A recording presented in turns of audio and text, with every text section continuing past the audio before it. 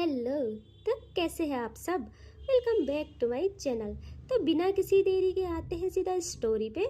Force love का part 9। ठीक है, पिछले पार्ट से आगे देखेंगे आज। तो आते हैं स्टोरी पे। यहाँ रूही इन दोनों को रोकती है और वहाँ से अंदर चली जाती है और काव्या एंड अंश बस उसको जाते हुए देखते हैं। जैसे ही वो अंदर जाती है, यहाँ अंश देखता है काव्या की ओर और काव्या देखती है अंश की ओर। काव्या की जो हालत थी यार, बहुत पिटी थी और अंश भी बहुत पिटा था। दोनों अगेन एक साथ एक दूजे का कॉलर ग्रैब करते हैं। अब अंश कहता, वैसे ही हाँ, कि तुम कौन हो, तुम्हारी हिम्मत कैसे हुई मुझ पे हाथ उठाने की। यहाँ काव्या कहती है, मैं रूही की सब कुछ हूँ समझे, और वो सिर्फ मेरी है। मैं उसको पाके रहूंगी।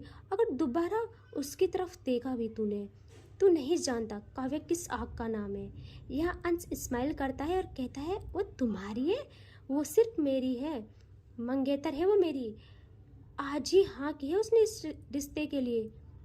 अब आते हैं थोड़ा फ्लैशबैक में। ठीक है, यहाँ 2 मंथ पहले की बात है। अंश रूही के कैफे में आया था। वहाँ उसे रूही दिखी। उसकी मासूमियत ऐसी थी कि सब लोग एक नज़र में घायल हो जाते थे। अब अंश हर दिन आने लगा था। 1 हफ्ते तक वो लगातार आता है सिर्फ रूही को देखने। वो अमीर भी था यार। उसने रूही की पूरी डिटेल्स निकलवाई थी, जहाँ उसे पता चला कि रूही को पटाना मेन पॉइंट नहीं है। मेन पॉइंट तो ये है कि रूही के पापा को पटाना। वो जानबूझ के रूही के पापा की दुकान पर जाता है और कहता है, नमस्ते अंकल। रूही के पापा भी अच्छे से बात करते हैं एंड वो कहता है, अंकल मेरी कार ख़राब हो गई है, क्या मैं आपकी दुकान पर बैठ सकता हूँ जब तक मैकेनिक ना आ जाए तो। रूही के पापा कहते हैं, हाँ बेटा क्यों नहीं। और वो इतने प्यार से मक्खन लगाता है रूही के पापा को। पूरे 1 मंथ तक पूरा अपने बस में कर लेता है। अपने पेरेंट्स से भी मिलवाता है। यहाँ रूही के पापा तो कहते हैं, बेटा हमारे लिए हमारी बच्ची की मर्जी भी ज़रूरी है। आप इतने बड़े लोग हैं, हम कहाँ छोटी सी आम जिंदगी जीने वाले। तो अंश भी सच में प्यार करता था। वो कहता है, नहीं अंकल आप प्लीज़ ऐसा मत कहिए। अगर अमीरी हमारे बीच आ रही है तो मैं सब कुछ छोड़ दूंगा। यहाँ रूही के पापा कहते हैं, बेटा लेकिन मैं अपनी रूही की मर्जी के खिलाफ हाँ नहीं कर सकता। तो वो रूही को कहते हैं, बेटा आप क्या क्या कहोगे इसमें, आपको रिश्ता मंजूर है। रूही कहती है, पापा मुझे पढ़ना है, मैं शादी नहीं करना चाहती हूँ अभी। अभी तो मेरी उम्र ही क्या है। तभी अंश कहता है, हम कब बोले आप अभी शादी करो, आपकी जब मर्जी हो तब करना। अभी अपनी स्टडी कंप्लीट कीजिए, उसके बाद करेंगे, लेकिन अभी बस रिश्ते के लिए हाँ कर दीजिए। लेकिन रूही कहती है, पापा नहीं, मैं अभी सिर्फ पढ़ाई पे ध्यान देना चाहती हूँ। यार रूही के पापा भी ऐसे नहीं थे कि ज़बरदस्ती करें। वो कहते हैं, अंश बेटा अब हम इसमें क्या बोल सकते हैं। यहाँ अंश यार उसका दिल टूट जाता है, बहुत दुखता है उसका दिल। लेकिन कल जो काव्या ने किया था उससे रूही बहुत डर गई थी। वो पूरी रात नहीं सो पाई थी। वो सुबह उठती है और अपने पापा के रूम में आती है। उसके पापा कहते हैं, बच्चा आप आज सुबह सुबह। वो कहती है, पापा मुझे आपसे बात करनी है। तो वो कहते हैं, हाँ बोलो। तो रूही कहती है, मुझे ये रिश्ता मंजूर है, आपको जैसा सही लगे आप करना। रूही के पापा जल्दी उठते हैं और रूही के पास आते हैं और उसके फेस को अपने हाथों में होल्ड करके कहते हैं, बेटा क्या हुआ है, बताओ मुझे, कुछ बात है क्या। आप आप ऐसे सडनली रिश्ते के लिए क्यों हाँ बोल रहे हो। रूही कहती है, पापा कोई बात नहीं है, बस मैं चाहती हूँ मेरी पढ़ाई ना रुके। रूही के पापा कहते हैं, ठीक है बेटा, लेकिन कोई ज़बरदस्ती नहीं है, आप खुद पे प्रेशर मत लेना। रूही हाँ कहती है। यहाँ यार कुछ टाइम बाद अपने पापा की दुकान पे जाती है रूही लंच देने, जहाँ अंश भी था। रूही के पापा ने रिश्ते की बात करने के लिए बुलाया होगा शायद। रूही तो सिर्फ लंच देती है और आने वाली थी घर। तभी अंश कहता है, अंकल अगर आपकी इजाज़त हो तो मैं इनको घर ड्रॉप कर लूँ। कुछ सोचने के बाद रूही के पापा कहते हैं, ठीक है बेटा चले जाओ। अब आते हैं प्रेजेंट में। यहाँ जैसे ही काव्या सुनती है कि मंगेतर, उसका दिमाग अगेन खराब। कल किसी ने कहा था कि उतना लोगों के पास दिमाग नहीं रहता जितना काव्या का खराब होता है। हाँ, सही कमेंट किया था यार। काव्या अगेन पूरी ताकत लगा के पंच करती है अंश को। अंश जो गिरता है यार इस बारी, वो उसकी हालत खराब। काव्या यार वो बिल्कुल पीछे नहीं मुड़ती, वो जाती है रूही के घर की तरफ और पहले तो डोर पीटती है। जब कोई नहीं खोलता, अब काव्या एक लात के साथ डोर ओपन करती है। यहाँ रूही की माँ भाग कर आती है हॉल में और देखती है ये बवाल फिर से आ गई। काव्या आज नमस्ते भी नहीं कहती यार, वो बस चिल्लाती है, रूही कहाँ हो तुम, बाहर आओ। रूही अपने रूम में थी। जैसे ही वो काव्या की आवाज़ सुनती है, आज वो डरती नहीं है। शायद उसे पता था आज वो कुछ संभाल नहीं पाएगी, सब भगवान भरोसे छोड़ देती है। वो बाहर आती है। यहाँ काव्या जैसे ही रूही को देखती है, उसकी आंखों में खून उतर जाता है। वो अपने कदम बढ़ाती है रूही की तरफ और वो रूही के बहुत पास जाके कहती है, ये सब क्या है। रूही रूही चुप थी एंड रूही की माँ आती है इनके पास और कहती है, ये क्या बदतमीजी है, तुम किस तरह बात कर रही हो मेरी बच्ची से। यहाँ काव्या को मानो किसी की बातें सुनाई ही ना दे रही हो। वो बहुत बहुत लाउड कहती है, मैंने कुछ पूछा, ये सब क्या है। अगर ये सब अभी के अभी तुम्हारा ख़त्म नहीं हुआ तो तुमको बताऊंगी कि काव्या क्या है। रूही अब जुबान खोलती है और कहती है, आप पागल है। जब बोला मैंने कि मुझसे दूर रहिए तो आपको समझ नहीं आता। और क्या, हाँ वो मंगेतर है मेरा, अब जाओ मुझसे दूर हो जाओ यहाँ से। यहाँ काव्या कुछ कंट्रोल नहीं करती। इससे पहले वो कुछ टाइम के लिए शरीफ बनी थी। वो एक झटके के साथ रूही के फेस पे एक हाथ रखती है, लाइक उसकी जो लाइन पे यार, और बहुत हार्ड प्रेस करती है। जैसे ही वो ऐसा करती है, रूही की माँ एकदम से काव्या का वही हाथ पकड़ती है और कहती है, छोड़ो मेरी बेटी को, तुम पागल हो, ऐसी बदतमीजी क्यों कर रही हो। यहाँ काव्या अब देखती है रूही की माँ की ओर और कहती है, ये सिर्फ मेरी है। इस बात को तुम सब लोग जितनी जल्दी हो सके जान लो, समझ लो। अगर मैं अपनी पे आ गई और ये जो नमूना पकड़ा है तुम लोगों ने, इसको ख़त्म करो यहीं। बट समझी, ये सिर्फ मेरी है। बहुत कल्ली प्यार से बात मैंने सबके साथ। और वो अगेन रूही का फेस और टाइट पकड़ती है और कहती है, तुम इस बात को जान लो, और अगर कैफे गई तो मैं तुझे बताऊंगी अच्छे से। एंड हाँ, कल से परमानेंट कॉलेज जाना, वरना मैं तुमको यहीं से उठवा लूंगी। और वो छोड़ देती है रूही को। रूही की माँ जल्दी से रूही को संभालती है। तभी काव्या गुस्से से बाहर आती है। वो बाहर देखती है जहाँ अंश काव्या की कार डैमेज कर रहा था। उसने काव्या के कार के शीशे तोड़ दिए थे। यहाँ काव्या कहती है, कैसी हरकतें कर रहा है भाई बंदर। वो जाती है पीछे से और अंश का कॉलर अगेन पकड़ती है, उसको पीछे धक्का देती है एंड अपनी कार में बैठती है। बस थोड़ा ही दिख रहा था यार, वो ऐसे ही थोड़ा कार ड्राइव करती है और थोड़ा आगे तक आती है। और जैसे वो आगे तक आती है, वो तन्वी को कॉल करती है, कहती है तू मुझे लेने आ। वो लोकेशन बताती है। कुछ टाइम बाद तन्वी आती है। वो जैसे ही काव्या की हालत देखती है, वो घबरा जाती है यार। वो कहती है, क्या हुआ तुझे, तेरी ऐसी हालत किसने की, बता एक बार, किसकी हिम्मत हुई, तूने मुझे क्यों नहीं बोला। काव्या उसे सब कुछ बताती है। यहाँ तन्वी कहती है, सीरियसली तो एक लड़की के लिए ये सब कर रही है, हद है तुझे। काव्या कहती है, वो सिर्फ एक लड़की नहीं है, मेरा जुनून है, मेरा इश्क बन गई है वो। तन्वी कहती है, ऐसे कैसे कोई भी बन जाए यार इश्क। काव्या कहती है, कोई भी नहीं है, वो सिर्फ वो है, सिर्फ वो बनी है। तुझे पता है मैं कैसी हूँ, लेकिन उसने मुझे इफ़ेक्ट किया है, जिस वजह से वो मेरे दिलो दिमाग में रहती है। तो समझ इस बात को। तो तन्वी कहती है, ओके फाइन, तुझे वो चाहिए, बता कितने दिन के लिए चाहिए, कब तेरा ये इश्क का जुनून ख़त्म होगा। एक रात के लिए, एक हफ्ते के लिए या एक मंथ के लिए? तो बोल, मैं उसे उठवा लेती हूँ। यहाँ काव्या तन्वी का कॉलर ग्रैब करती है और कहती है उसके लिए ये शब्द मत बोल। मुझे वो रात के लिए नहीं चाहिए, मुझे वो परमानेंट चाहिए, हमेशा के लिए। सिर्फ मेरी बन के रहेगी वो, सिर्फ मेरी।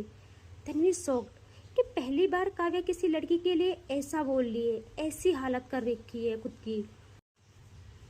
वो वो कहती है, क्या तू सीरियस है? तू पागल है क्या एक मामूली लड़की के लिए?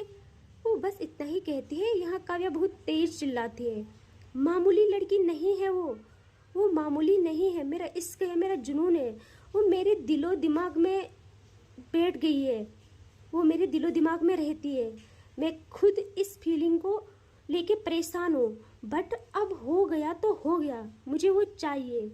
तन्वी यार, उसके पास शब्द नहीं रहते। वो वो कहती है, ठीक है, तुझे वो चाहिए, तुझे ही मिलेगी। हमको कुछ भी करना होगा हम करेंगे, ओके? तू बस परेशान मत हो, चल घर चलते हैं। एंड कुछ टाइम बाद ये लोग घर आते हैं। ये यही रोक के आते हैं रूही पर। यहाँ रूही अपनी माँ के सीने से लिपट के रो रही थी और रो रो के वो सारी बातें बताती है अपनी माँ को। एंड इनको सुन रहा था अंश। अंश को जो गुस्सा आता है वो इनके पास आकर कहता है, आंटी आप बिल्कुल टेंशन मत लीजिए, मैं इसको अच्छे से सुधारूंगा, आप बस रूही का ख्याल रखिए। वो बाहर आके किसी को कॉल करता है काव्या की डिटेल्स निकलवाने के लिए। कुछ टाइम बाद उसे काव्या का बायोडाटा मिल जाता है। वो जैसे ही देखता है, एक स्केरी सी मुस्कान लिए अपने फेस पे, तो कहता है, अच्छा तो ये इनकी बेटी है। तब तो मुकाबला बराबर का है एंड फुटबॉलर भी है। अब गेम में मजा आएगा। हमको पता चलता है कि अंश के पापा कॉलेज के ट्रस्टी है एंड सोने पे सुहागा भाई अंश भी फुटबॉलर है। एंड वो कहता है, कल कॉलेज जाना तो पड़ेगा, कल से कॉलेज तो जाना बनता है, जहाँ मेरी रूही रहती है और एक मेरी कंप्यूटर। रूही की माँ कहती है रूही को काम करते हुए कि चुप हो जा बच्चा, तू टेंशन मत कर। पहले तक तो तू खुद झेल ली थी ये सब, लेकिन अब तुम्हारी माँ, अंश, तुम्हारे पापा सब तुम्हारे साथ है। अब बिल्कुल भी फिक्र मत करना, हम है ना। इसी बात का थोड़ा अच्छा रूही को भी लगता है कि उसकी फैमिली उसके साथ है। यहाँ आते हैं काव्या पे। एंड हॉल में उसके पापा अगेन बैठे थे। जैसे ही उनकी नज़र जाती है काव्या पर, वो सोफे से उठ के देखते हैं काव्या को। कहते हैं, ये सब नया क्या सीख लिया तुमने? गुंडागर्दी? बस मेरा नाम डुबाने पे क्यों तुली हो? हालत देख रही हो अपनी, आवारा लग रही हो बिल्कुल। यहाँ तन्वी कहती है, अंकल कूल डाउन, उसकी हालत देखो आप एक बार, ठीक है? सब ठीक है, मैं हैंडल करती हूँ, कुछ नहीं हुआ है, इतना बड़ा इशू नहीं है, आप रिलैक्स रहिए। इनकी आवाज़ सुन के काव्या की माँ आती है किचन से और जैसे ही काव्या की हालत देखती है, यार माँ का दिल है वो रो पड़ती है। वो काव्या के पास आकर उसे अपने गले से लगाती है। कहती है, क्या हुआ मेरी बच्ची को? बोलो ना, किसकी इतनी हिम्मत हुई? किसने मारा है, बताना। काव्या कहती है, माँ कुछ नहीं हुआ है मुझे, ठीक हूँ मैं। काव्या की माँ कहती है, बच्चा तू बता तो दे क्या हुआ है, मेरा कलेजा फटा जा रहा है, कितनी चोट लगी है मेरे बच्चे को, देखो तो। यहाँ तन्वी कहती है, आंटी शांत रहिए, मैं इसको रूम में ले जाके फर्स्ट एड करती हूँ, आप चिंता मत करें। और तन्वी ले जाती है काव्या को रूम में। यहाँ काव्या की माँ को इतना गुस्सा आता है, वो देखती है अपने पति को और कहती है, तुम मेरी बच्ची पे चिल्ला रहे थे उसकी ऐसी हालत देखे, बजाय इसके कि जिसकी ये हिम्मत हुई उसको सजा दो। काव्या के पापा कहते हैं, किसको सजा दूँ? तुमने ही बिगाड़ा है इसे इतना, किसी से भी लड़ जाती है, इज्जत का तो ख्याल है नहीं मेरे।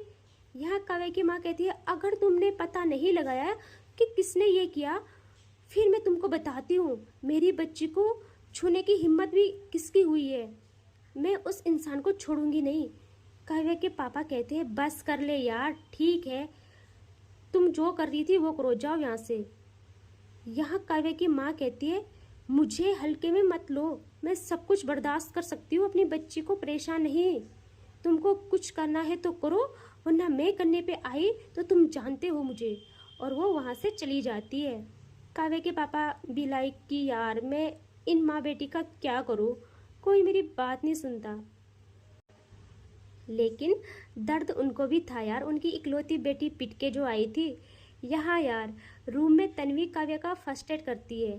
तन्वी कहती है यार मुझे अभी भी यकीन नहीं आ रहा है, तो सीरियस है इसको लेके। काव्या कहती है मुझे किसी को प्रूफ नहीं करना, जो मेरा है सो मेरा है, बस बात ख़त्म। इनका कुछ टाइम बाद यूं ही गुजर जाता है। अब आता है शाम के 7 बजे का टाइम। यहाँ तन्वी आज काव्या के साथ ही थी और काव्या का फ़ोन रिंग होता है, तभी काव्या पिक करती है। वो थी रिया। काव्या का मूड खराब था, वो कहती है क्या काम है। यहाँ रिया कहती है बेबी आप कहाँ हो। वो कहती है इस वक्त मुझे कहाँ होना चाहिए। रिया कहती है बेबी मैंने ना आज आपके लिए कुछ स्पेशल किया है, प्लीज़ आओ ना। वो कहती है रिया मेरा मूड खराब है बहुत ज़्यादा, तुम जाओ यहाँ। यहाँ रिया कहती है बेबी आपका मूड सही करने के लिए ही तो किया है। काव्या कहती है नहीं करना मुझे अपना मूड सही।